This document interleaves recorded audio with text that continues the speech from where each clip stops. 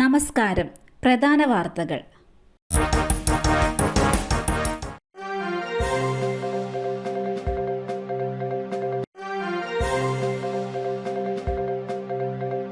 കേരള സർവകലാശാലയിലെ രജിസ്ട്രാർ പദവി തർക്കം. Doctor KS. അനിൽകുമാറിന് തിരിച്ചടി. സസ്പെൻഷൻ നടപടിക്കെതിരെ ഡോക്ടർ കെ.എസ്. അനിൽകുമാർ നൽകിയ ഹർജി ഹൈക്കോടതി തള്ളി.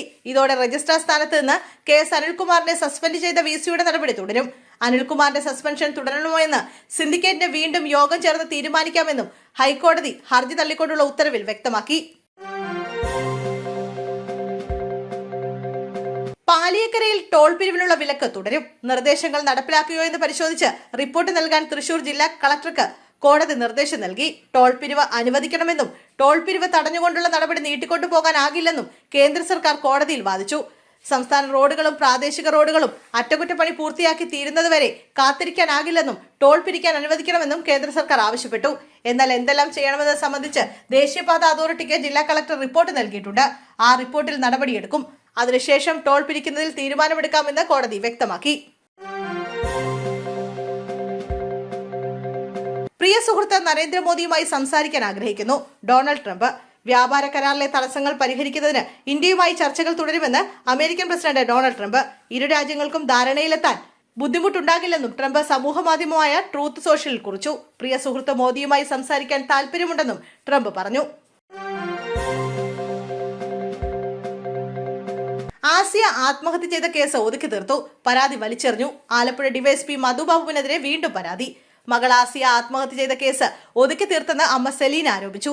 പരാതി ഡിവൈഎസ്പി മധുബാബു വലിച്ചെറിഞ്ഞത് സെലീന പറഞ്ഞു.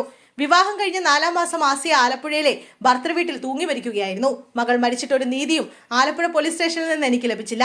ഞാനും എന്റെ കുടുംബക്കാരും കയറിയിറങ്ങി നടന്നു. സ്വാഭാവിക മരണമെന്ന് പറഞ്ഞ് കേസ് എഴുതി തള്ളി. ഒന്ന് അന്വേഷിച്ചത് പോലുമില്ല. മകളുടെ ഭർത്താവിനെ ചോദ്യം ചെയ്തു പോലുമില്ല. പരാതിയും കൊണ്ടു ചെന്നപ്പോൾ അത് വലിച്ചെറിഞ്ഞു. കള്ള പെറ്റീഷനാണ്, ഇതൊന്നും ഇവിടെ നടക്കില്ല, ഇറങ്ങിപ്പോയി എന്ന് പറഞ്ഞു. വേണമെങ്കിൽ കോടതിയിൽ പോയി തെളിയിക്കാൻ പറഞ്ഞുവെന്നും സെലീന പറഞ്ഞു. യുവ ഡോക്ടർ നൽകിയ പരാതിയിൽ റാപ്പർ വേടൻ അറസ്റ്റിൽ. തൃക്കാക്കര പോലീസാണ് വേടനെ അറസ്റ്റ് ചെയ്തത്. ഹൈക്കോടതി വേടന് മുൻകൂർ ജാമ്യം അനുവദിച്ചിട്ടുള്ളതിനാൽ അറസ്റ്റിനെ തുടർന്ന് ജാമ്യത്തിൽ വിട്ടയച്ചു. തൃക്കാക്കര ASCPയുടെ നേതൃത്വത്തിലുള്ള ചോദ്യം ചെയ്യലിന് പിന്നാലെയാണ് അറസ്റ്റ്. സൗഹൃദം നടിച്ച് പ്രണയത്തിലാവുകയും പിന്നീട് വിവാഹ വാഗ്ദാനം നൽകി 2 വർഷത്തിനിടെ 5 തവണ ലൈംഗികമായി പീഡിപ്പിക്കുകയും പാട്ട് പുറത്തിറക്കാൻ എന്ന പേരിൽ 31,000 രൂപ തട്ടിയെടുത്തു എന്നാണ് കേസ്. കൊല്ലത്ത് അധ്യാപകനും വിദ്യാർത്ഥിയും തമ്മിൽ സംഘട്ടനം. അഞ്ചാലുമൂട് സ്കൂളിലെ +2 വിദ്യാർത്ഥിയും കായികാധ്യാപകൻ റാഫിയും തമ്മിലായിരുന്നു സംഘട്ടനം. സംഘർഷത്തിൽ വിദ്യാർത്ഥിക്ക് ഗുരുതര പരിക്ക് ഏറ്റിട്ടുണ്ട്. അധ്യാപകൻ വിദ്യാർത്ഥിയുടെ മൂക്കിടിച്ച് തകർത്തു. സംഭവത്തിൽ അധ്യാപകനും പരിക്കേറ്റിട്ടുണ്ട്. വിദ്യാർത്ഥി മറ്റൊരു പെൺകുട്ടിയെ തെറിവിളിച്ചത് ചോദ്യം ചെയ്തതാണ് സംഘട്ടനത്തിന് കാരണമെന്ന് പ്രിൻസിപ്പൽ പ്രതികരിച്ചു. വിദ്യാർത്ഥിക്ക് തലയ്ക്കും പരിക്കേറ്റിട്ടുണ്ട്. ഗുരുതരമായി പരിക്കേറ്റ കുട്ടിയെ ജില്ലാ ആശുപത്രിയിൽ പ്രവേശിപ്പിച്ചു. പോലീസിലും ബാലാവകാശ കമ്മീഷനിലും വിദ്യാർത്ഥി പരാതി നൽകിയിട്ടുണ്ട്. വ്യാജ മാലമോഷണ കേസ്. ബിന്ദുവിന് സഹായഹസ്തവുമായി MGM ഗ്രൂപ്പ്. പേരൂർക്കടയിൽ പോലീസ് കള്ളക്കേസിൽ കുടുക്കിയ ദളിത് സ്ത്രീയായ ബിന്ദുവിന് സഹായവുമായി AGM ഗ്രൂപ്പ്. ചുള്ളിമാനൂർ സ്വദേശി ബിന്ദുവിന് AGM സ്കൂളിൽ പ്യൂണായി നിയമനം നൽകുമെന്ന് AGM ഗ്രൂപ്പ് ചെയർമാൻ ഗീവർഗീസ് യോഹന്നാൻ അറിയിച്ചു. മാനേജ്മെന്റ് പ്രതിനിധികൾ ബിന്ദുവിന്റെ വീട്ടിലെത്തിയാണ് ഇക്കാര്യം അറിയിച്ചത്. അതേസമയം ബിന്ദുവിനെ മാനസികമായി പീഡിപ്പിച്ച കേസിൽ ഉദ്യോഗസ്ഥർക്കെതിരെ നടപടി വേണമെന്ന റിപ്പോർട്ട് സംസ്ഥാന മനുഷ്യാവകാശ കമ്മീഷൻ നാളെ പരിഗണിക്കും. വിജിലിനെ ചതുപ്പിൽ ചവിട്ടിത്താഴ്ത്തിയെന്ന് സുഹൃത്തുക്കൾ. കിട്ടിയ ഷൂ തിരിച്ചറിഞ്ഞ പ്രതികൾ. തെരച്ചിൽ നാളെയും തുടരും.